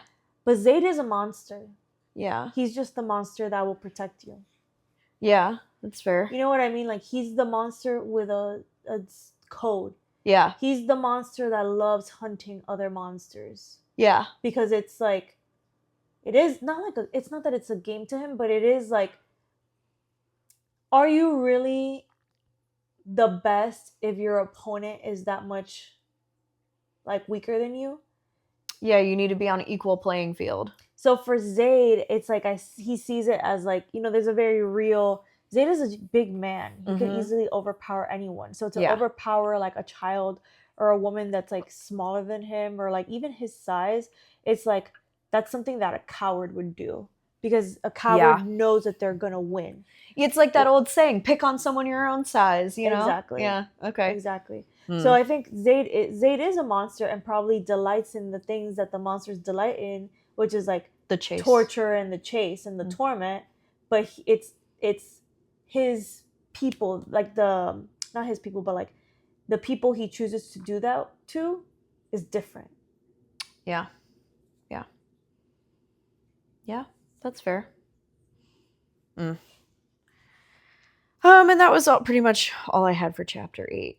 That one was just a very heavy chapter. Yeah. And I think up until this point, it was kind of one of those slaps in the face of even like kind of how we are in the real world of like, you hear about things like rape and you're like, yeah, it happens, but like, oh, like it could never happen to me kind of thing, which is that's not the right way to say it, because like, I know that I'm the type that I like run to my car when the parking lot is dark and things, because I totally believe it could happen to me.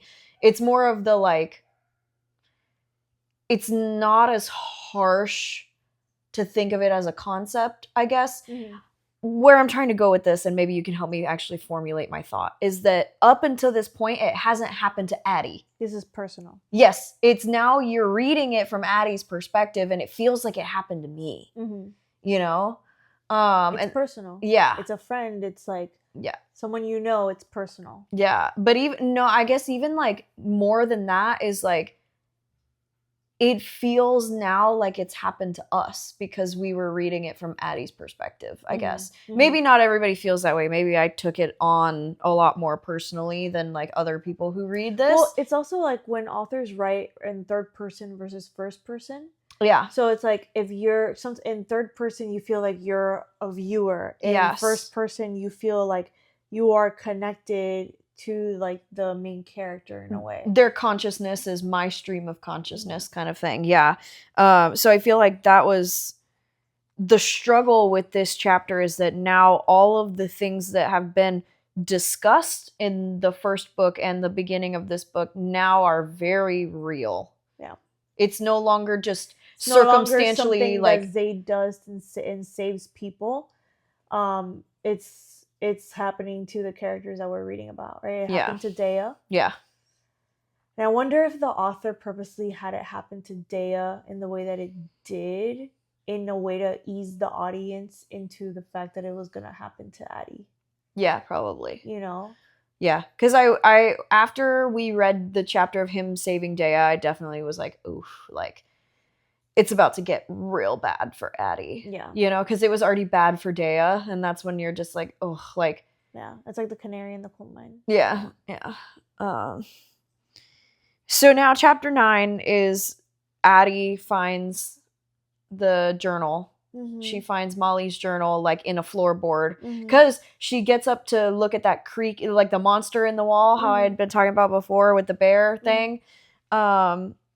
And she had like creaked a floorboard weird and like had seen that there was a journal hidden in the floorboard. So now she actually like goes back to read it.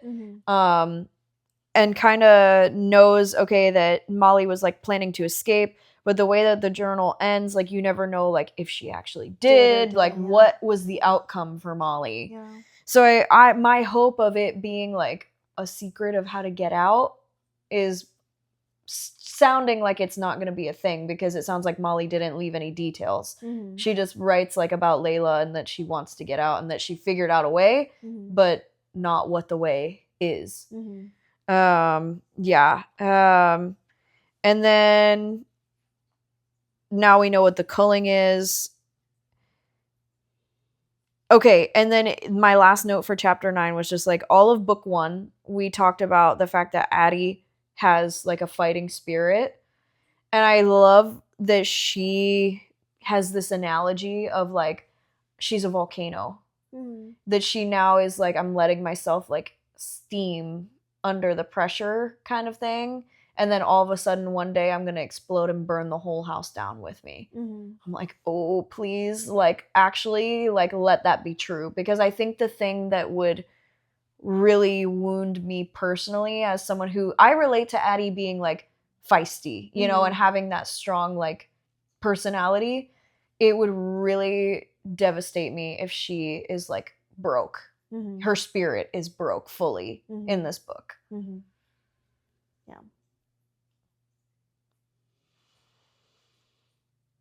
Yeah. And that was really all I have for chapter 9. We didn't really learn too much more in chapter 9. And then chapter 10 is Zade's perspective. And one of the things we learn is that she was taken across state lines. So they were in Seattle, and then she was taken somewhere in Portland, Oregon. So like they've crossed the state line, which already will make things harder to find her. FBI jurisdiction. Yeah, exactly. And then they also switched vans, which like is making it harder to track her. But at least reading this chapter, like he gets to the building where she had been originally transported to, that was that kind of like makeshift hospital building. Yes. And like he finds the doctor's dead body, and like they kind of piece together that yes, Addie was there. Somehow there was an altercation and the doctor was shot, and they see Addie's like bloody footprints go up to the shower, so they know like something happened, and then she was able to like take a shower and clean herself off. And then they find that there's cameras there, and he's like, Jay, you got to get on the cameras and like figure out what happened. So really we don't learn anything new, just we know at least Zade is on the right path to finding her. He is a week behind her. Yeah. That's what it is. He's a week behind her, so he has to do a lot of catching up. Yeah. I think also I am concerned for Zade in the sense of I understand that this is really tough, but he needs to get it together because he punched a wall and had his blood, like, he was bleeding and he punched the wall. And Jay made the comment of, well, now we have to clean that up to make sure that your DNA is not on this crime scene, basically, because there's a dead body downstairs. Yeah. And I'm like, Zade, like, I get it, but you're not going to save Addie by just, like, wilding out like that. Yeah. Like, you need to focus, and I know that's tough, and I think that's why Jay is with him, because Jay is concerned. Jay knows that he is, like, on the verge. Yep. You know? Yep. But the time to go crazy is when you have the culprits in your grasp. Yeah. Also, he didn't kill Max. Max is still alive. Max is still alive. He had just cut off his dick and shoved it in his throat and then said, I'll come back to him. Max is technically still alive. What a form of torture. I know, right? But he had said that in book 1, like when they were in the club. Didn't he say, like, I'll make you choke on your own dick? I think he did. Something to that extent. Because it was like when that scene happened, I was not surprised. Because I feel like at some point it had been threatened. I was not surprised either. But that's always, like, such a woman threat. You know what I mean? Yeah. Like, it's always, like, I don't know. I just feel like it's not in the sense of, like, it's any less than for being a woman threat. But it's, like, women are always, like, oh, you cheat on me? Like, I'll cut it off. Yeah. Yeah. The one that I say is I'll cut it off and give it to a dog as a chew toy. Oh, gosh. Yeah. I would never. Interesting one. I would never, but I feel like it makes it's the point home a little bit, but it's also like it's not worth anything. It's like it's a dog's chew toy. You know, like it's not anything to be like praising, you know. It's just yeah. I see. Because also, like, when I grew up on a farm, like, this is probably like more than some people would ever care to know, and I apologize in advance, but like when we would fix our horses, like geld the horses, I remember like they would cut off their, you know, their balls, and they gave them to our dog as a chew toy. Oh yeah, that's a thing I didn't know about. Yeah, I don't know if everybody does that or if that was just specific to like our dog was into it, I guess. I don't know. No, but it's like the dog was into it. It's like it's the same thing of like if you like are, you know how when you prep a turkey for Thanksgiving and they have like the gizzards and stuff, like we give those to the dog. It's like the bits that you don't want, you give to the dog. And so that's why I'm saying, like, oh yeah, we'll cut it off and give it to the dog. Like it's yeah. Okay. No, okay. I hear you. Fair enough. Some people are gonna listen to that and be like, dang. Yeah. I promise you, this book is way more explicit than that. So if you feel like Day from what Aaron said, okay, true. Don't read it. Book. True. No, I think that's a very good point that like Zade is not at his full like detective. He's not in his like detective mode, you know, where he's not in flow state. No, and he's delaying finding her by being like crazy, you know? Yeah, so I'm like concerned about that he's not operating with all cylinders firing. And then chapter 10 ends with Jay literally saying, I can pull it up. It's like, oh, you don't want to see this, but you need to see this. Yes, he says, Zade, you're not going to want to see this, but you need to. Which is something on the cameras. Yeah. And then we stopped, and I was like, oh. Yeah, and so I'm like, what did he see? Was it like the extent of Addie's injuries? Was it that they now had like Face ID of it being Rick and Rio, and maybe it's Rio and they know Rio? Like, you know, like what is it about the cameras? Because when like there was nothing in that building that happened that would tell them where to find her next, you know? Unless somehow they get like an external camera has like a license plate on the next van for them to be able to track. But even then, yeah, they might have been able to find it like leaving the city, but we know that the house that Addie's at is in like the middle of nowhere. Yeah. So like they would only be able to track it so far. And also, it's the middle of nowhere, and it sounds like a trap house. Yeah, it does. You know, like it's like it needs to be torn down. Yeah, like you know, the one thing that just crossed my mind like right now as I was thinking like how would they track Addie is what if they're like illegal, all this like crazy high tech illegal stuff that the Z organization has. What if there's a way that they can like get into the system the Addie's tracker, because that was something we didn't mention yeah. is that Rio puts a tracker in her neck and gives her a tattoo. Yeah. Which is like it's like it just keeps getting worse. It's like there's just something so vile about the tracker and something so vile about the tattoo. These are things, really, I think the thing is, these are things that we learn about, you know, like when, like, especially being in medicine, they teach us about the tattoos because it's like if someone comes into the hospital and they have like warning signs in their behavior and then you see like a weird tattoo, that is like a thing that is a red flag that person is being trafficked. So like seeing Addie get the tattoo just like made it more real that is actually a thing, you know? Yeah. And I also had the thought of like the tracker placed in the back of the neck.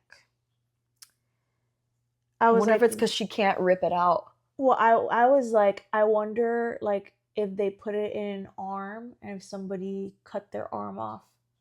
Or like cut and got it out. Just like in Hunger Games. Remember when they go into the arena and they have the trackers and they all like cut it out of their arm? Yeah. Yeah, I think with putting it in the neck, they like can't get to it. And it's not a body part you can cut off. Yeah. But I wonder now so I guess if we're gonna, that's the end of like stuff I had for chapter 10. So we can maybe go into like prediction mode. Yeah. Is like, I wonder if there's a way that they can get access to the tracker system, you know, like if they figure out a way to like get into that and then that's how they can find her. 2 is like, what did they see on the camera? Did they see, I just have a feeling that it's like something about Rio, seeing his face. I think that it could be like something about Rio. I think it could be like that does make the most sense, but also like, because I don't think Jay would be like, you're gonna have to see this, and it's like the doctor did something to her. You know, while she was unconscious? Yeah. I didn't even think about that. I don't think it's gonna be that because I don't see what kind of literary like purpose there is to that. You know what I mean? I think I don't see it as being something that'll propel the story further. Yeah. I don't think it would add to it. Right. Okay. But that would definitely be you don't want to see this. I feel like if it were something bad happening to Addie that did not aid them, he wouldn't show him. Yeah. It's either gonna be like something about the extent of maybe like Rick and Rio. Yeah, either something about like now they have faces that they can like put like Face ID into all like networks systems, or whatever. Yeah. I'm talking like I know all this tech stuff so well, but something that they could use their faces now. Or it's like maybe it's the fact that he wants him to see that Addie is like fighting back, how she like fights against the doctor. Maybe he wants, or maybe the extent of her injuries. Or maybe it's the extent of her injuries. Yeah. Yeah, I don't know. We've started to get info that like Dea is working with Zade, helping. I'm almost wondering if he's gonna be so like unhelpful with his state of mind that it's really Jay and Dea that find her, and then he just gets goes in and gets her out. Yeah, I think that like I want to see more of Dea. Yeah, I feel like we're missing a lot of like her. I kind of wish that we had chapters that were kind of like Dea's perspective. Yeah. You know, Okay. kind of like Yeah. how in Throne of Glass, like yes, it's like our main character, but then the side characters like you really like connected with them Yeah. and stuff. We're seeing Yeah. a lot more of Jay, which I wanted, Yes. and but I really want to see. I want to see more of Dea. Like this is her best friend. Yeah. Yeah.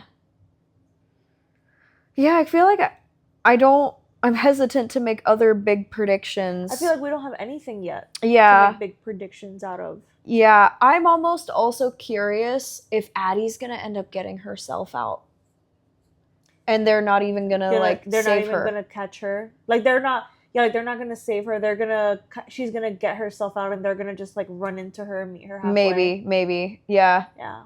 Especially with as far behind as he is, and realistically, like they found the easy part.